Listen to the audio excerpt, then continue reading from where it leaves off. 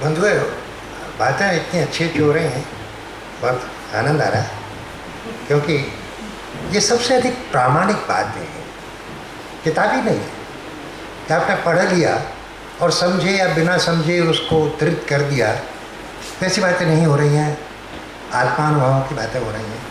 ये बहुत अच्छी बात है।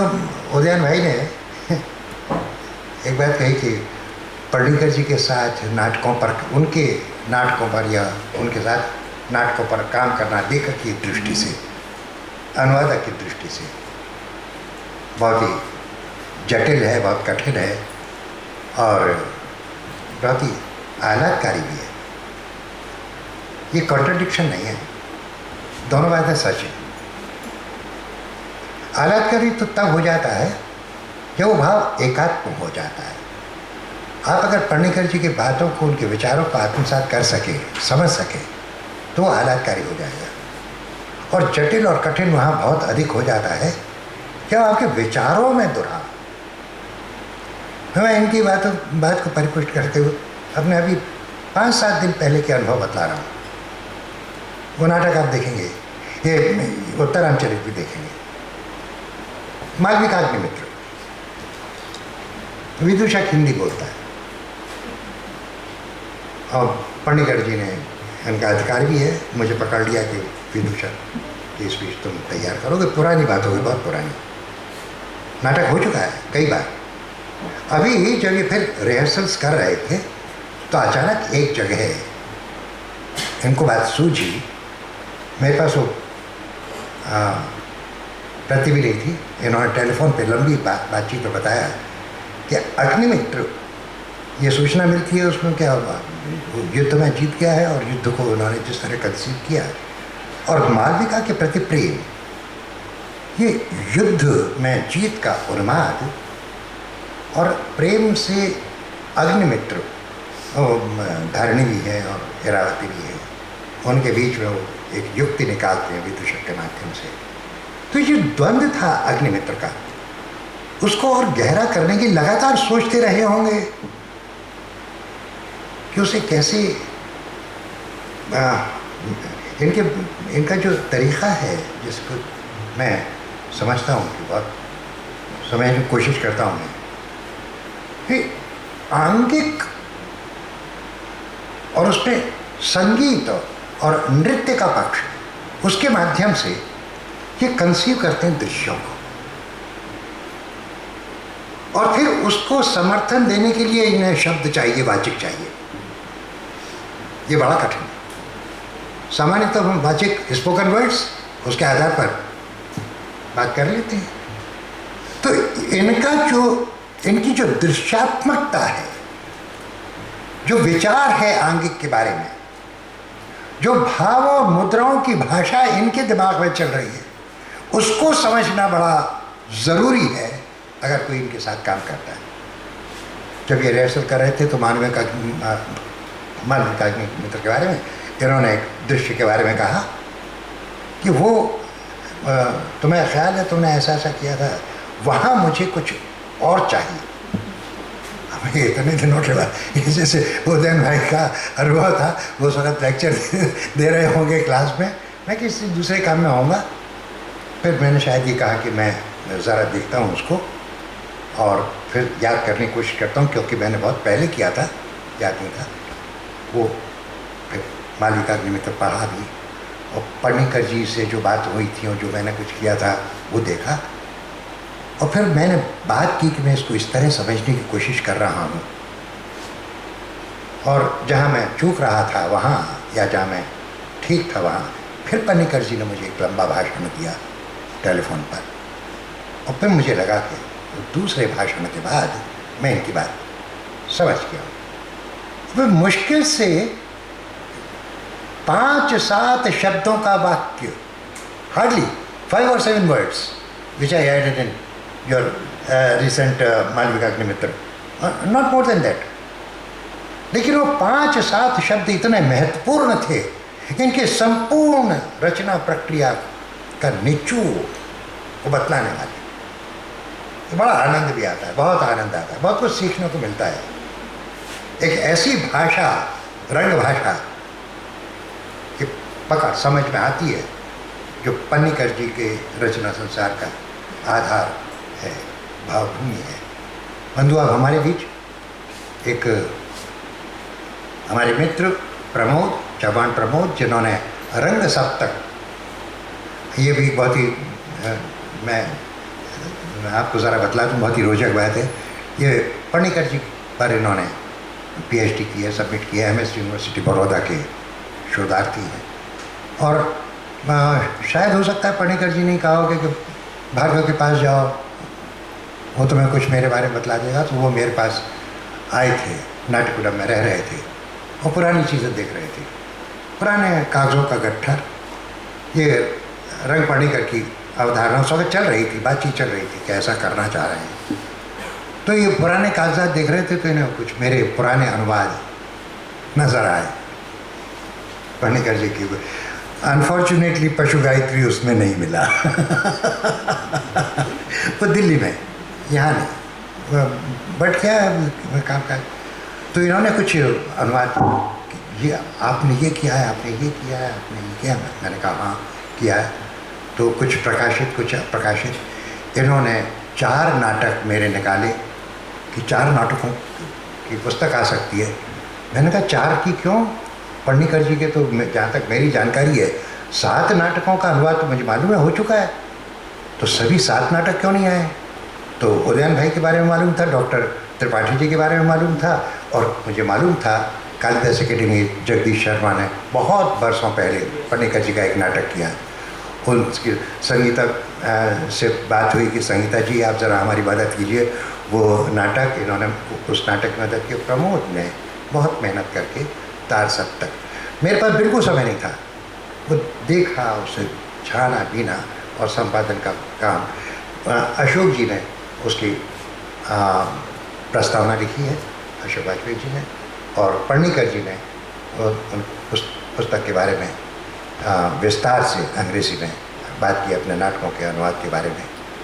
और ये जो टेक्स्ट, सब टेक्स्ट और परफॉर्मेंस वाली बात है, उसको इस प्रक्रिया में भी और पहले भी इतनी गहराई से प्रमोद ने देखा कि जब ये बात करते थे तो मुझे बड़ा अच्छा लगता था।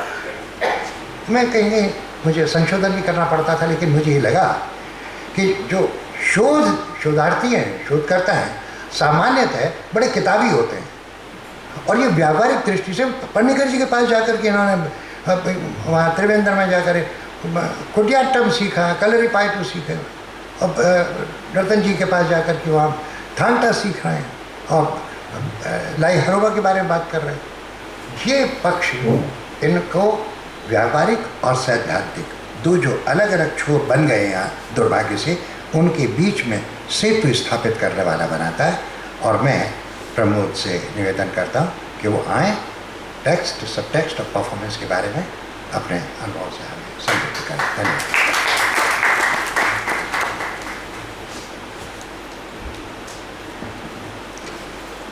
वास्तव में सर के बारे में कुछ भी बोलना वो मेरे बस की बात ही नहीं है, लेकिन संयोग की बात यह है कि भारत में जिस तरह का रंगमंच हो रहा था उसमें मुझे 2 दिग्दर्शक ऐसे लगे कि जिनका गहराई से अभ्यास करना मेरे लिए बहुत ज़रूरी हो गया था, जिसमें एक सर और दूसरे रतन थी हम सर। सोपानम में रहते वक्त एक बहुत अच्छा रिश्ता बन गया था। मैं सर के रिहर्सल तो देखता ही था, लेकिन सैटरडे संडे वो मुझे अपने नाटकों की सीडी दिखाते थे। संयोग से एक बार ये हुआ कि मैं नाटक देख रहा था कर्णभारम, और उसकी ध्वनि सर को सुनाई दी और वो नीचे आए। मेरे लिए बहुत खुशी की बात है कि 3 घंटे सर ने मुझे दिए और एक एक मुद्रा, एक एक इंटरप्रिटेशन उसका मुझे बताते हुए करके दिखाया उन्होंने खुद। क्या पता, लेकिन ये मेरे लिए बहुत ही सौभाग्य की बात थी। यहाँ पे बहुत सारी बात से पता चल गया कि पाठ और ध्वनि पाठ और प्रस्तुति होती है। मैं यहाँ पे भास के कर्णभारम नाटक से सर ने इसको कैसे विस्तार दिया है ये मैं बताना चाहूँगा, जिससे कल हम ये नाटक देखें तो सर के सारे पक्ष हमारे सामने प्रस्तुत हो, तो हमें पता चले कि वो किस तरह का काम करते हैं और वो कैसे प्रैक्टिकली होता है। पाठ एवं ध्वनि पाठ को भाषा, गति और संगीत एक, लय, ताल और बिंब दो, उसका अर्थ और गति द्वारा अभिनेता के माध्यम से अवस्थानाकृति से अवस्थानाकृति, कीर्तनम और रसास्वादन तक की वो यात्रा कराते हैं। दूसरे शब्दों में कहे तो पाठ एवं ध्वनि पाठ को पात्रों के जरिए से बिंबों का स्वरूप धारण कर प्रस्तुति वो करते हैं, जिससे संपूर्ण पाठ है वो दृश्य काव्य, विजुअल पोएट्री में परिणित होता है और चाक्षुष यज्ञ बनता है। अब वो कैसे होता है, ये बहुत सारे विद्वानों का मत था कि कर्णभारम के कर्ण की मृत्यु नहीं है तो वो संपूर्ण पाठ नहीं है, लेकिन सर ने मुझे ऐसा बताया कि मेरे नज़रिए से तो ये नाटक का जो ढांचा है, उसकी जो कथा संरचना है वो बहुत ही विशिष्ट और बहुत ही विलक्षण है। वो उसमें एक विशिष्ट ध्वनि पाठ की संरचना कर कथा संरचना को आदि से अंत तक सुगठित कर बहुत ही सटीक बनाते हैं। इस नाटक में 3 बार एक संवाद है। शल्य राजा, जहां वह अर्जुन है वही मेरे रथ को ले चलो, ये संवाद नाटक की शुरुआत, मध्य और अंत में है। पणिक्कर जी इस संवाद के जरिए से कर्णभारम को 2 भागों में बांटते हैं। मध्य में आने वाले संवाद से पूर्व का भाग प्रथम भाग और उसके बाद का दूसरा भाग। पणिक्कर जी ने कर्णभारम में समूह का बहुत ही विशिष्ट प्रयोग किया है, ग्रुप और उसकी कोरियोग्राफी का, समूह की दार्शनिकता को और कर्ण की वैयक्तिकता को, इन दोनों के बीच के द्वंद्व के रूप में उसे प्रस्तुत किया है, जिसमें उन्होंने अभिनेता के शरीर भाव, बॉडी एक्टिंग और मानसिक स्तर, मेंटल एक्टिंग के द्वारा प्रस्तुत किया है, जिसमें बहुत सारे ट्रांसफॉर्मेशन होते हैं, रूपांतरण होते हैं, और ये नाटक की पाठ्य की अनिवार्यता भी है। प्रथम भाग, इसमें कर्ण के मानसिक स्तर के संघर्ष को दिखाने के लिए वो नए पाठ्य की रचना करते हैं। सूत्रधार के बाद जब श्लोक का पठन होता है तो मंजीरे का दृश्य तो सबको पता है, लेकिन उसके बाद जो एक ध्वनि आती है, सूर्यपुत्र कर्णा, वो कर्ण सूर्य की ओर देखता है। दूसरी ओर से दूसरी ध्वनि आती है, सूतपुत्र कर्णा। यहाँ पे कर्ण अपने आप से पूछता है, अहम सूर्यपुत्र कर्णा, प्रश्नार्थ करता है और खुद ही उत्तर देता है, अहम सूतपुत्र कर्णा। ये खत्म होते ही दूसरी ध्वनि आती है, कौन्तेय कर्णा। दूसरी ओर से दूसरी ध्वनि, राधेय कर्णा। फिर से वही प्रश्न, अहम कौन्तेय कर्णा, अहम राधेय कर्णा। इस सब के दौरान कर्ण का शारीरिक संघर्ष तो है, लेकिन जो मानसिक संघर्ष बहुत है, जो चरमोत्कर्ष पर पहुंचता है और कर्ण गिर पड़ता है। फिर भी कर्ण अपनी पूर्ण शक्ति को केंद्रित कर छलांग लगाता है और अपने अंदर के वीर भाव को जागृत करता है। ये जो बात है वो कर्णभारम के पाठ्य में कहीं नहीं है। इसे कहते हैं ध्वनि पाठ और इसे कहते हैं प्रस्तुति। नेक्स्ट, यहाँ पर वीर भाव है, लेकिन सर ने इसको शोक के साथ प्रस्तुत किया है। बताते वक्त बोले यहाँ पर भी दो भाग है बेटा। कर्ण प्रश्न करता है, क्यों मेरा शस्त्र प्रयोग विफल हो रहा है? क्या ये मां के शब्दों की वजह से? वास्तव में भास ने कर्ण के लिए कुंती की जगह सिर्फ एक ही संवाद, दो लाइन का सिर्फ श्लोक रखा है, लेकिन पणिक्कर जी कुंती का प्रवेश किस तरह कराते हैं वो। वास्तव में कुंती कर्ण के कल्पना में प्रवेश करती है और कर्ण अपने उन्हीं विचारों द्वारा उत्पीड़ित होता है। जो पहले हो गया है वो पात्र उसे याद कर रहा है, यानी कि विचारों का पुनरावर्तन है। ये पाठ है वो पणिक्कर जी की मौलिकता है। कुंती विशाल मानसिक स्तर पर कर्ण के मस्तिष्क में प्रवेश करती है। संगीत प्रकाश वो तो होता ही है, लेकिन फिर भी एक सूचनीय कथनीय संचारी होना चाहिए, वो सतत लगता था। और उस वक्त कर्ण का प्रतिसाद क्या होगा? यहाँ कर्ण कुंती को शर्मिंदगी का एहसास कराता है। वो कर्ण को कुंती की, यहाँ पे सर ने इस तरह से एक मुद्रा भी बनाई है। माँ और बेटे के बीच का जो प्यार है वो भी बहुत अच्छे तरीके से दिखाया गया है। इस दौरान उसको कुंती की क्रूरता याद आती है कि मुझे तो छोड़ दिया था, और वो कुंती का परित्याग करता है। कुंती कर्ण को बताती है, कौन्तेयस्त्वम, तुम तो मेरे हो, तुम मेरे पुत्र हो, राधा के नहीं। तुम्हारे पिता वो नहीं, तुम्हारा जन्म मेरी कोख से हुआ है। ये सारे श्लोक महाभारत से, मूल महाभारत से लिए गए हैं। अंततः कुंती की विनती पर कि अर्जुन को मत मारना, वह प्रत्युत्तर करता है, वचन देता है, तुम्हारे 5 पुत्र हैं और उसमें से मैं या अर्जुन मरेगा। यह पूर्ण प्रसंग नाटक के प्रयोग पर नाटकीय प्रतिभाव छोड़ता है। जो और फिर से इस प्रसंग के बाद फिर से उसको एक ध्वनि सुनाई देती है, जो कर्ण के परशुराम की शाप ध्वनि है कि योग्य सही समय पर तुम अपने शस्त्र प्रयोग में विफल होगे। फिर से वह गिरकर भूमि पर गिर जाता है। इसीलिए शायद मैं शस्त्र प्रयोग नहीं कर रहा हूँ, उसे ऐसा प्रतीत होने लगता है। युद्ध प्रवेश और नांदी में